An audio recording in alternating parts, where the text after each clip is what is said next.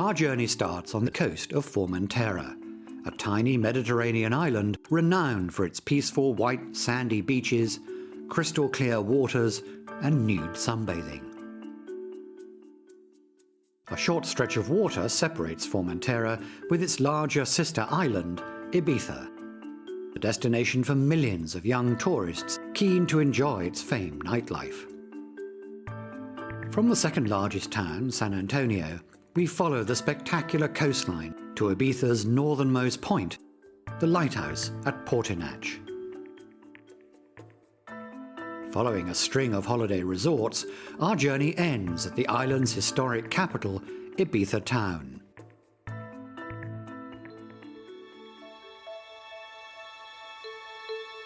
This is the world's largest inland sea, the Mediterranean. It's surrounded by 3 continents, Europe, Asia and Africa.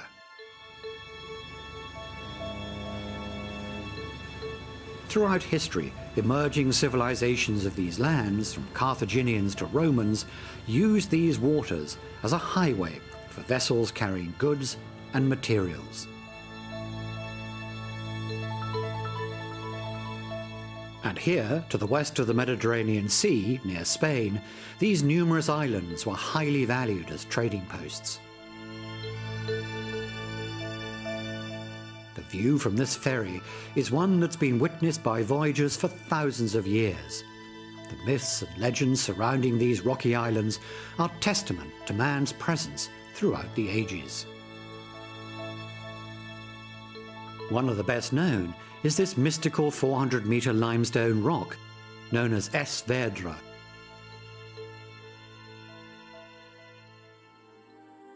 Some local traditions place the sirens here from Greek mythology.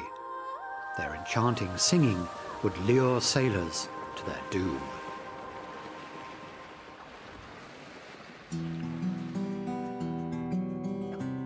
But today, it's magic of a different sort that entices people to this tiny island.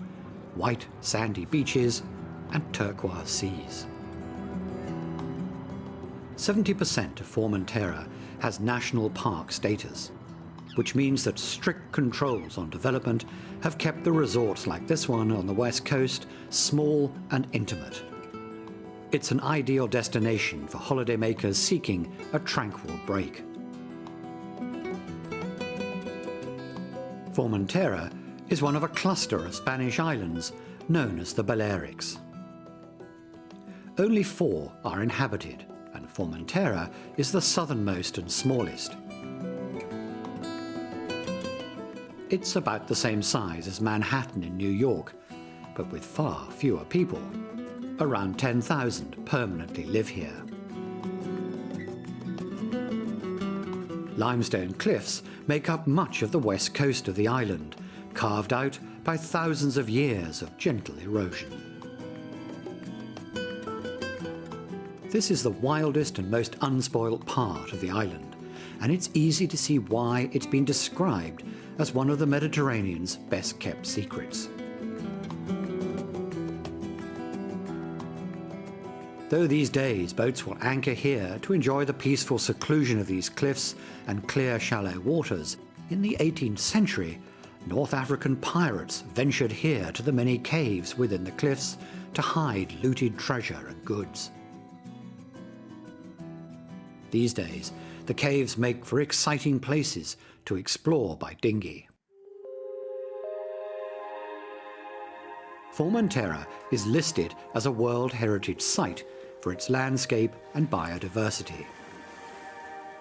And whilst tourism is a constant threat to conservation, the island's economy almost entirely depends on the holiday season. But with no airport, limits on the size of resorts, and no camping permitted, it never developed mass tourism like its neighbouring islands. Ironically, this in itself has become a major appeal for visitors, drawn to the island's natural beauty, where unspoilt beaches are never far away. The island is made up of 2 table-like plateaus that are joined by a 5-kilometre strip of land that's only 1.5 kilometres wide. And running along the entire southern edge of this strip is one of the longest beaches in Formentera, Playa Migjorn. Many of the beaches here have only basic facilities compared to major Mediterranean tourist spots. But this simplicity and lack of crowds has made it popular for nude sunbathing, which is permitted on most of Formentera's beaches. The laid-back atmosphere and lifestyle of Formentera is perhaps a throwback to the 1960s and 70s, when it became a popular stopover for travelling hippies. Further along the 5-kilometre beach is one of the larger resorts, though most hotels on the island are small and independently owned. In recent years, some have been converted to exclusive boutique hotels, attracting, it's rumoured, major Hollywood stars such as Leonardo DiCaprio and Sienna Miller. Crossing the narrow peninsula to the north coast reveals a forest of pine and juniper trees. Junipers have long provided the indigenous islanders with strong and resilient wood for their houses, mills and boats. And juniper is still used for docks and boathouses on parts of the island, where small-scale fishing continues to live on as a tradition. Like the cove of Escalo de Sant'Augusti, which has been a fishing port for hundreds of years. Restaurants overlooking the bay serve fish and seafood from the day's catch. Fresh anchovies, sardines and prawns are almost always on the menu.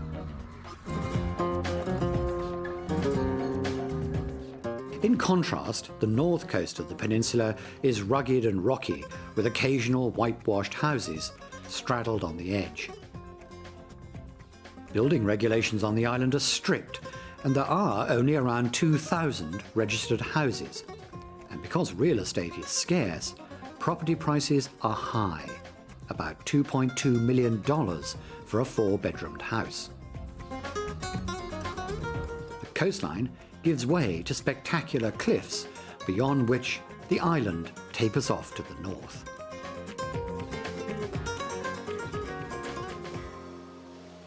These extraordinary narrow beaches, known as Ses Iletes, are popular with day trippers from the neighbouring island of Ibiza, who arrive by ferry or private yacht.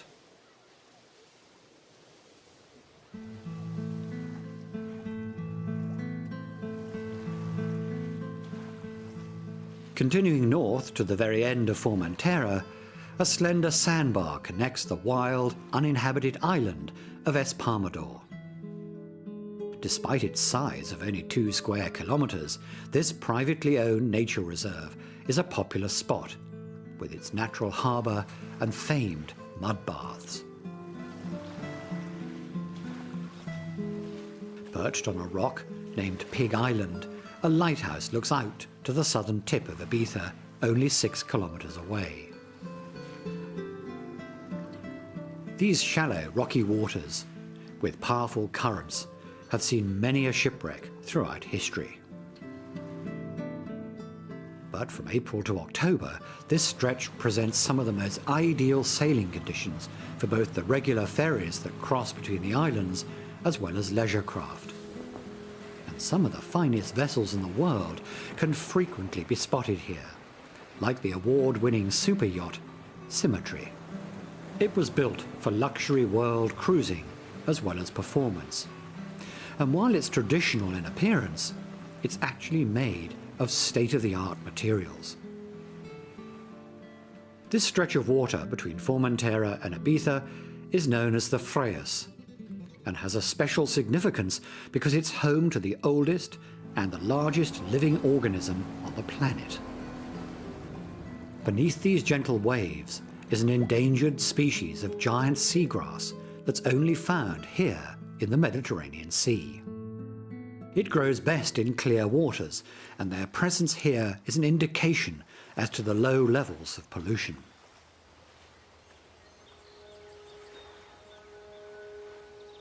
Our approach to Ibiza is over this vast expanse of low marshland known as Ses Salinas. The island is a mere 40 kilometres in length and has a population of over 130,000. Both Catalan and Spanish are the official languages. Although sun, sea and partying has been Ibiza's trade since the 1980s, for around 2,000 years it was salt production that brought wealth to this island. Salt had always been much prized as a mineral to preserve and season food. It was so valuable that it was even used as currency in some cultures. Ibiza's vast natural resource was first discovered by the Carthaginians around the 7th century BC.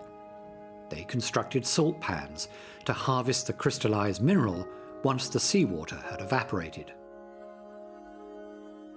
Though the island changed hands many times over the centuries, the lucrative salt trade continued.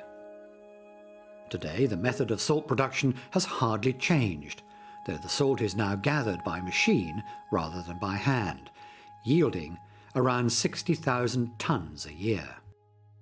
It's no longer the island's main industry, but the salt pans still play an important role, because they're home to many species of wild birds, including flamingos. By the middle of the 20th century, it was tourism that was set to dominate Ibiza's economy. And nearby is the airport that now serves over 5 million passengers a year. Ibiza's airport was first established as a temporary military airstrip during the Spanish Civil War and remained opened after the conflict for emergency use.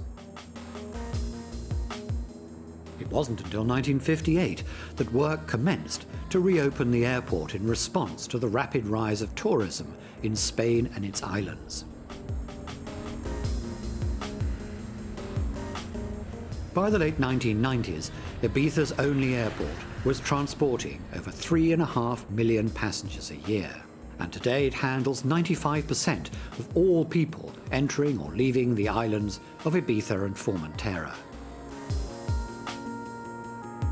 Almost half of today's 5 million passengers are British, followed by German, Spanish, Italian and French.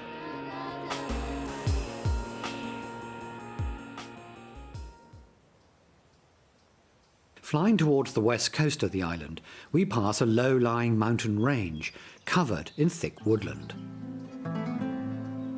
For such a warm and sunny climate, Ibiza remains remarkably green throughout the year. It's this which inspired early Greek invaders to name Ibiza and neighbouring Formentera the Islas Pitihoussas, or Islands of Pine Trees. The presence of pine trees that swathe these hills and valleys explains why the earth here is a rich orange. Their needles contain tannin, just like tea, and when they fall to the ground, the tannin leaches out and dyes the earth a vibrant orange.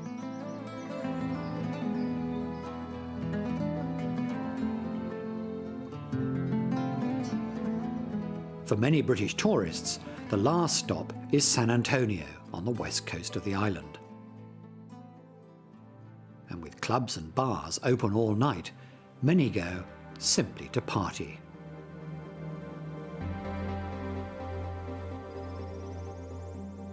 It's now Ibiza's second largest resort, but for 2,000 years, San Antonio was a small fishing village. It grew in the late 1950s when many hotels and resorts were built as part of a mass tourism initiative that swept across Spain. Leisure craft replaced the fishing boats, and as the number of tourists grew, development spread right round the other side of San Antonio Bay.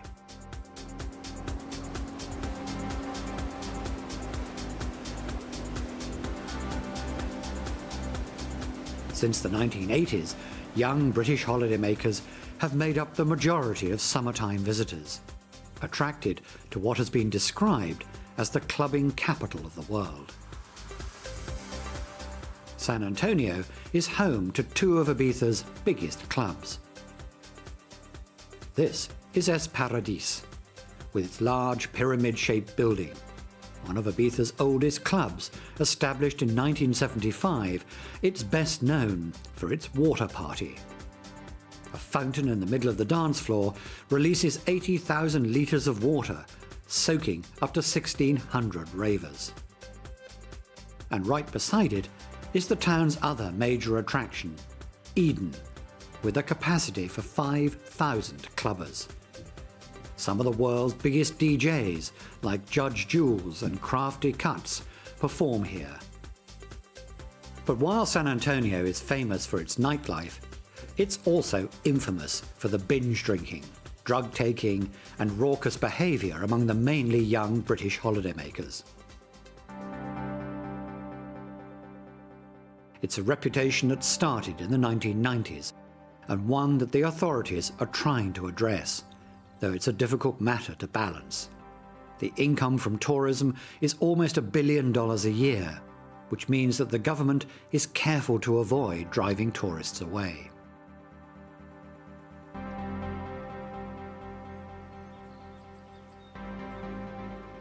Stretching around the bay is the beautiful scenery that's in stark contrast with the busy modern resorts. Back in the 1960s and 70s, it was this natural splendour and laid-back lifestyle that made it a favourite with hippies. A New York art student once wrote, "Even those who come to Ibiza for the wrong reason, to work, eventually are seduced by the island's easy life. Little chores like picking up the mail from the post office stretch into day-long missions."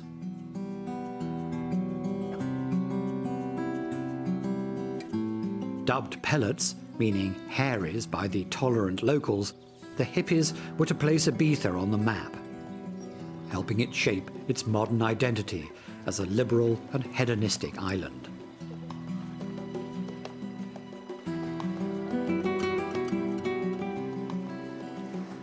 However, this medieval watchtower, built on one of the many rocks around Ibiza's ragged coastline, is a reminder of less peaceful times. It served as a lookout post for pirates who plagued these shores from the 16th century for almost 200 years. The main purpose of their attacks was to capture Christian slaves for the Islamic market in North Africa and the Middle East.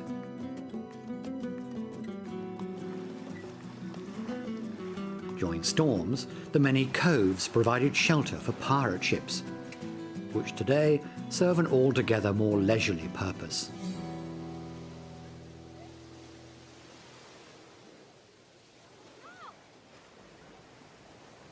But further up the coast, we pass one of the most remote parts of Ibiza.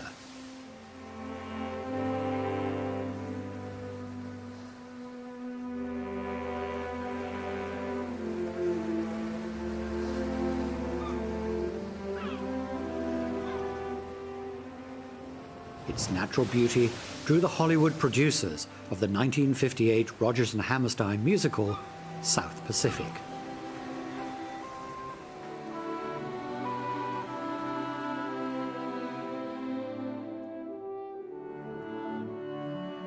As well as filming in Hawaii, many of the scenes were filmed along this dramatic coastline.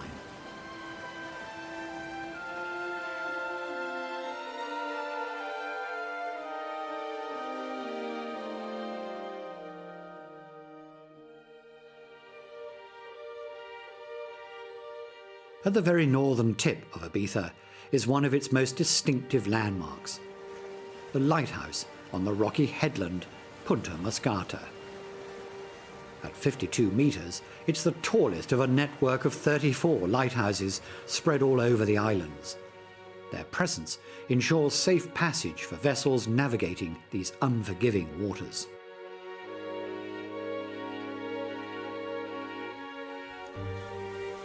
Following the peninsula around to the east coast, the private island of Tagamago comes into view, with its dizzying sheer rock cliffs. It's the only private island in the whole of the Balearic chain.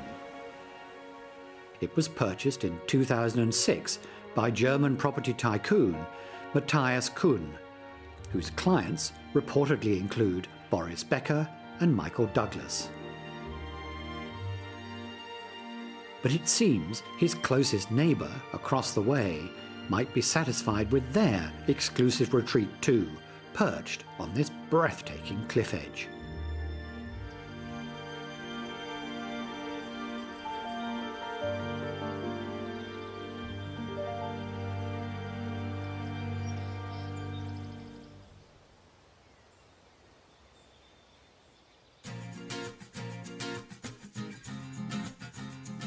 Further along the coast is Es Canar, one of the more family-orientated resorts.